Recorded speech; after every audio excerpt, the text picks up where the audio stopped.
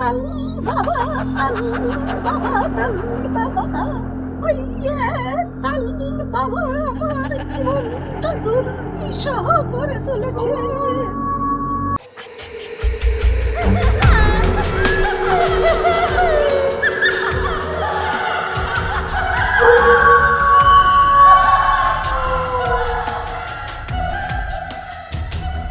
কি মনে হচ্ছে কেউ যেন আমার পিছু করছে।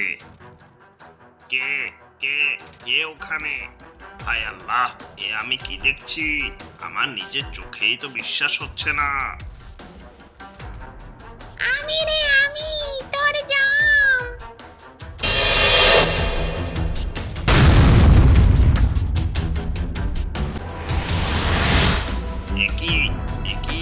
এ আমার কি অবস্থা হলো? এসব আমি কি দেখছি? গাধা আবার কি করে মানুষের মতো কথা বলছে? আরে রমেশ ভাই, তুমি আমাকে চিনতে পারছো না? বাপরে, পালাও পালাও!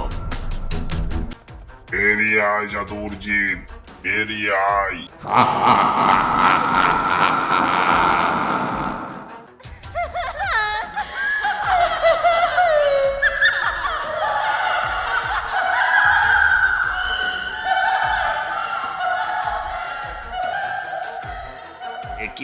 কিসের জন্য শব্দ শুনতে পেলাম?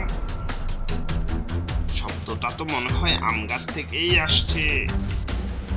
কি রে, তুই কি ভেবেছিস? তাল বাবা তাল বাবা তাল বাবা ওইয়ে তাল বাবা আমার জীবনটা দুর্বিষহ করে তুলেছে। তবে এবার এমন একটা ফন্দি করেছি না, তাল বাবা কেন গ্রামবাসী আমার হাত থেকে বাঁচতে পারবে না। অনেক হয়েছে, এবার আমি আমার প্রতিশোধের আগুনে এ গ্রামকে জ্বালিয়ে পুড়িয়ে ছারখার করে দেব।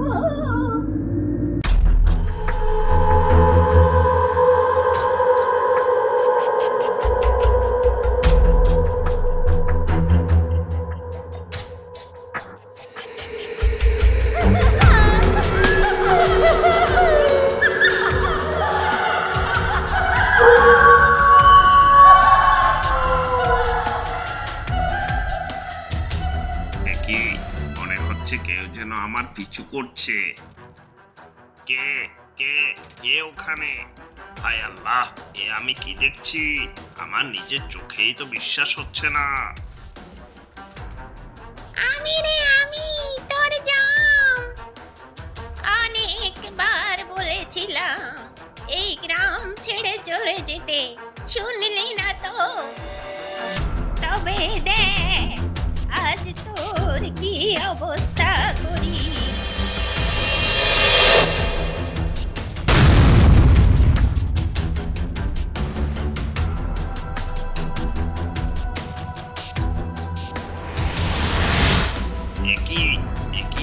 এ আমার কি অবস্থা হলো?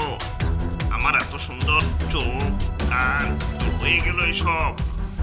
আমি গাধা হয়ে গেলাম কি করে? এখন আমার কি হবে? যাই দেখে আসি ওই ভুটকিকে গ্রামবাসীদের উপর হামলা করতে বলেছিলাম, করেছে কিনা একটু গিয়ে দেখে আসি।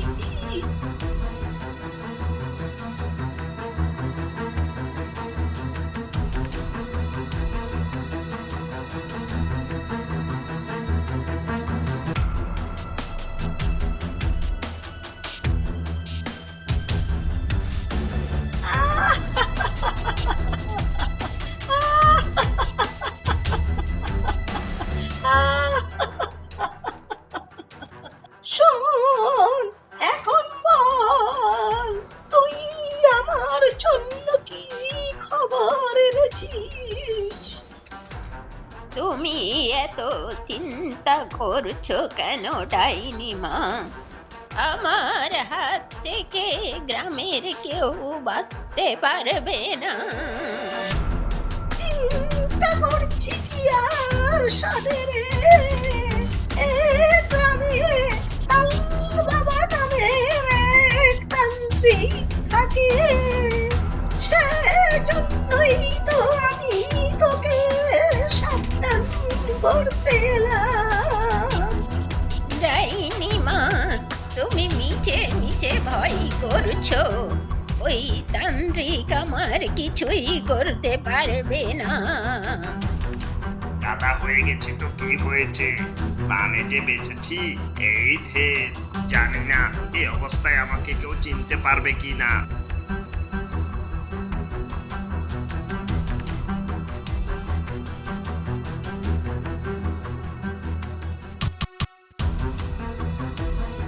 ও রমেশ ভাই, রমেশ ভাই শুনছো?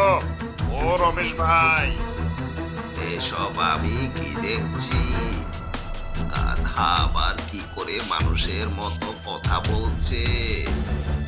আরে রমেশ ভাই, রমেশ ভাই, তুমি আমাকে চিনতে পারছো না? একটু ভালো করে দেখো, আমি বামন ঠাকুর, বামন ঠাকুর। আরে বামন ঠাকুর তো ভালো কথা, তো এ গাধা হলো কি করে? আমি তো কিছুই বুঝতে পারছি না। একে তো গাধা, তার উপর আবার মানুষের মতো কথা বলছে। এ নিশ্চয়ই ভূত হবে। ওরে বাপরে, পালাও পালাও। গ্রামে গিয়ে এখনই সবাইকে সবকিছু জানাতে হবে।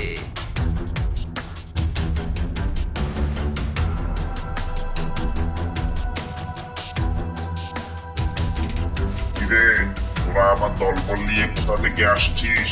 গ্রামে আবার কিছু হলো নাকি? বাবা, রমেশ বলছিল সে নাকি গ্রামে একটা কথা বলা গাধা দেখতে পেয়েছে। গাধা নাকি আবার কথা বলছে, সেজন্যই তো আমি ওকে আপনার কাছে নিয়ে এসেছি। তোরা এসব আবার কি বলছিস? গাধা আবার কি করে মানুষের মতো কথা বলবে? কি রমেশ, তোমার শরীর ঠিক আছে নাকি অন্য কিছু? কি আর বলবো বাবা, আমি যা বলছি ঠিকই বলছি। আমি বনের ধারে একটা পথ দিয়ে আসছিলাম, এমন সময় একটি কথা বলা গাধা আমাকে পিছন থেকে ডাক দিল আর নিজেকে বামন ঠাকুর বলে দাবি করছিল। আপনি আপনার জিনকে একটু জিজ্ঞেস করে দেখুন না বাবা, কি হয়েছে, কেন এই মাসে গাধা মানুষের মতো কথা বলছে। রমেশ ঠিকই বলেছে বাবা, আপনি যদি আপনার জিনকে একটু জিজ্ঞেস করেন তাহলে তো সবকিছু কাচের মতো পরিষ্কার হয়ে যাবে। বেরিয়ে আয় জাদুর জিন, বেরিয়ে আয়। হুজুর বলুন, আপনি আমার থেকে কি জানতে চাচ্ছেন? শোন, গ্রামটা একটা সমস্যার মধ্যে দিয়ে যাচ্ছে। শোন, ওই কানা রমেশ কি না কি দেখেছে চোখে, এখন এসে আমাকে বলছে দাদারা কি মানুষের মতো কথা বলছে। তুই একটু আমাকে পরিষ্কার করে বলতো ব্যাপারটা আসলে কি, কেন হচ্ছে? হুজুর, আপনি তো জানেন আমাদের এই গ্রাম দখল নিয়ে পাশের ভূতের রাজ্যের সাথে আমাদের বিরোধ চলছে। হুজুর, এক আসে ডাইনি মার, সে আবার ফিরে এসেছে। সে এবার তার সহচরী ভুটকিকে এই গ্রামে পাঠিয়েছে সাধারণ মানুষের উপর আক্রমণ করতে। আর সেই ভেটকি এই সুযোগ নিয়ে গ্রামের মানুষের উপর হামলা করে তাদের এক একজনকে এক এক প্রাণীতে রূপান্তরিত করে দিচ্ছে, যার জন্য ওই গাধাটি কথা বলছে। হুজুর, ওই গাধাটি আসলে বামন ঠাকুর। এই হচ্ছে আপনার প্রশ্নের উত্তর। এতক্ষণে আমি বুঝতে পারলাম গ্রামে কি হচ্ছে। না, তোমরা এক্ষুনি গ্রামের সর্দারের কাছে যাও, গিয়ে তাকে সবকিছু খুলে বলো। আর হ্যাঁ, তুমি এক্ষুনি তাল বাবার কাছে যাও, গিয়ে তাল বাবাকে সবকিছু খুলে বলো। একমাত্র তাল বাবাই পারবে এই গ্রামকে ওই ডায়েরির থেকে উদ্ধার করতে। ঠিক আছে, আপনি যা বলবেন আমরা ঠিক সেভাবেই কাজ করব। এক্ষুনি গিয়ে গ্রামবাসীকে সতর্ক করার ব্যবস্থা করছি, আর তাল বাবাকেও আমাদের আলোচনায় উপস্থিত থাকার জন্য জানাচ্ছি।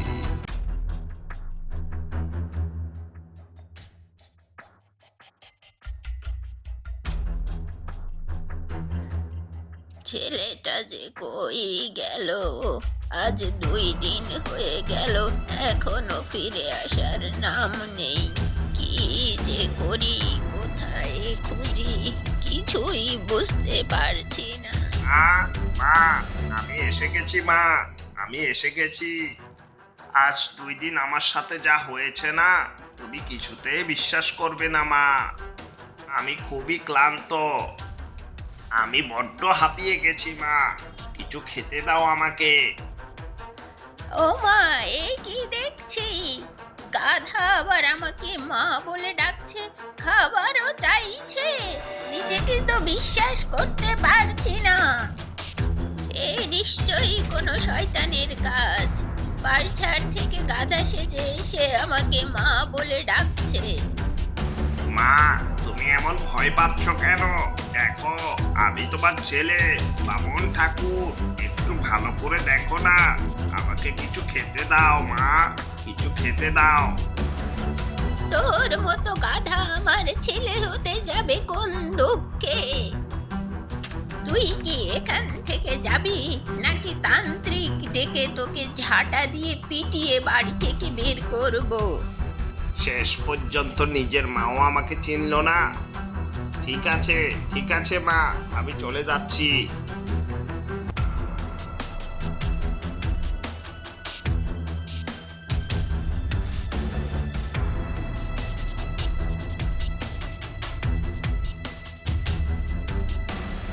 গ্রামের যা অবস্থা, গ্রামে এক্ষুনি ঘোষণা করে সবাইকে জানিয়ে দিতে হবে।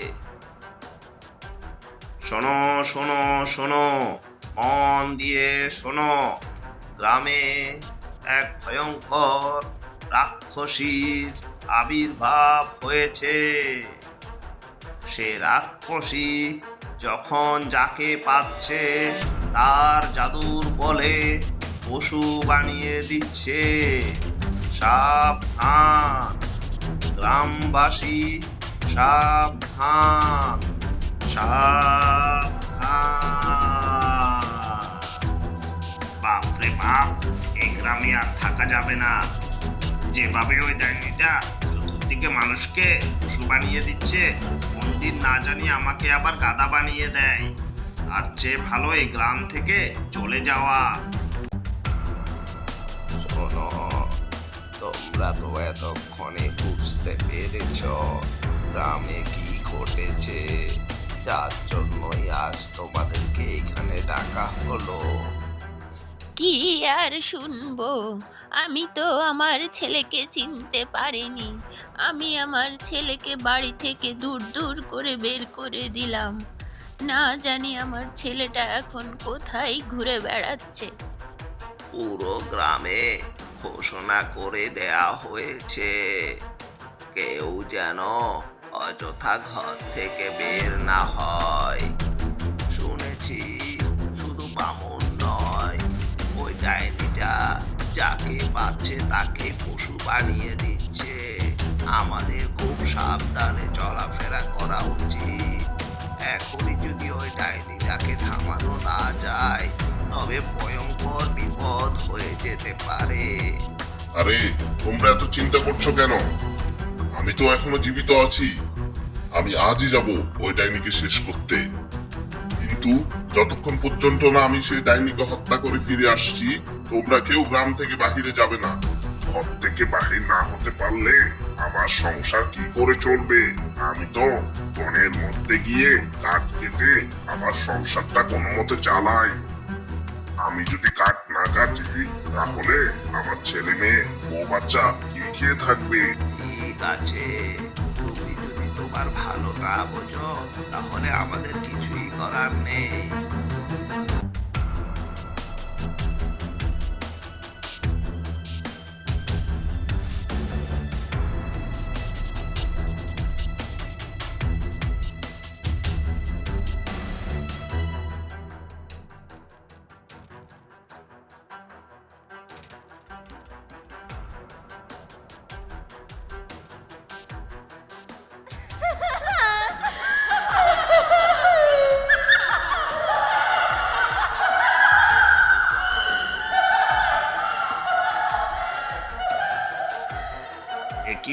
কিসের জন্য শব্দ শুনতে পেলাম?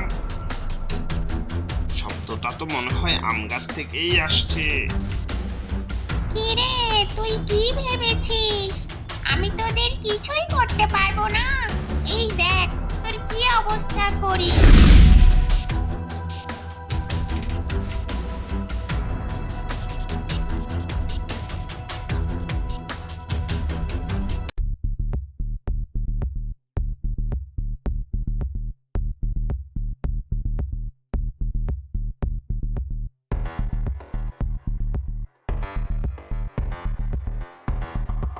না, এভাবে আর খুঁজে কোনো লাভ নেই।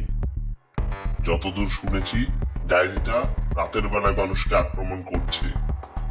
যাই, এখন আপাতত কোনো গাছের নিচে বিশ্রাম নিয়ে নি। সন্ধ্যের পর না হয় ঘন জঙ্গলের দিকে রওনা দেব।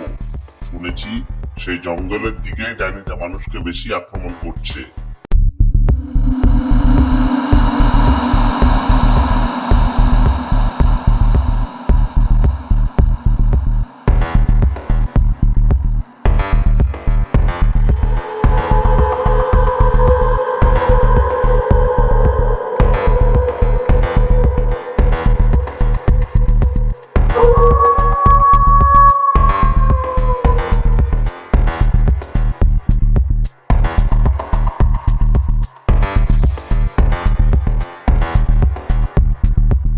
আমি জানি তুই এখানেই আছিস, লুকিয়ে থেকে লাভ নেই, আমার সামনে আয়। তুই কি ভেবেছিস গ্রামের মানুষকে একের পর এক তুই পশুতে পরিণত করবি?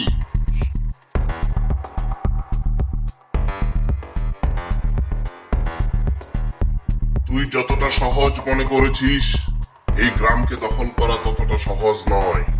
ওরে, আমি তাল বাবা, আমাকে জীবিত রেখে এই গ্রাম দখল করা এত সহজ নয়।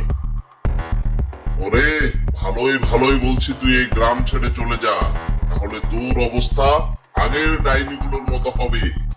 কাকে কি করেছিস না করেছিস আমাকে ওসব বলে লাভ হবে না।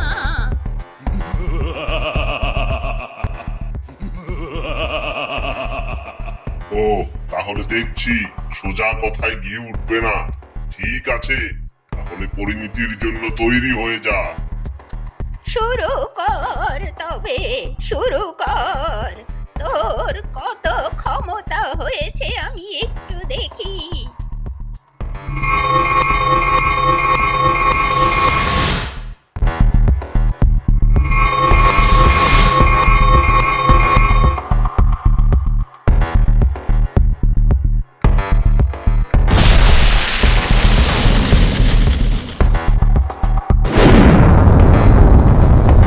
শোন, তোর সব কোনো কিছুই কাজ করবে না, এখনো সময় আছে।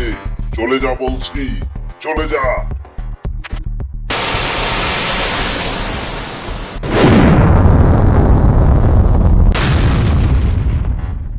অদৃশ্য হয়ে লাভ নেই, আমি তোকে শেষ সুযোগ দিচ্ছি। শেষবারের মতো বলছি, চলে যা, তুই চলে যা।